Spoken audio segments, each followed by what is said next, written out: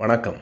நான் சுபவீரபாண்டியன். அண்ணல் காந்தியடிகளை அறியாதவர்கள் யாரும் இந்தியாவில் உலகத்தில் கூட இருக்க முடியாது. ஆனால் காந்தியாரே தேடி சென்று சந்தித்த ஒரு மாமனிதர் ஐயன்காளியை நம்மில் பலருக்கும் தெரியாது என்பதே வருத்தமான ஒரு உண்மை. ஐயன்காளி அன்றைய திருவிதாங்கூர் சமஸ்தானம் தமிழ்நாட்டின் தென்கோடியில் வெங்கானூர் என்னும் ஊரில் பிறந்தவர். புலையர் சமூகத்தில் பிறந்தவர். தெருவில் நடப்பதற்கு கூட அந்த சமூகத்தினருக்கு அனுமதி இல்லாத காலத்தில் பிறந்து அந்த தெருக்களில் ஒரு வில் வண்டி, அதாவது காளை மாடுகள் பூட்டிய வில் வண்டியில் பிற சாதியினர் தெருவிலும் அப்படியே துணிச்சலாக பயணித்தவர். அவர்கள் தடுத்த போது கையில் இருந்த கத்தியை எடுத்து காட்டி வழிவிடுங்கள் என்று அவர்களையே மிரட்டியவர். 1898 அவர் நடத்திய போராட்டத்தால் தான் தெருக்களில் நடக்கும் உரிமையும் 1900ஆவது ஆண்டு சந்தையில் நுழையும் உரிமையும் அவர் பெற்று தந்தார்.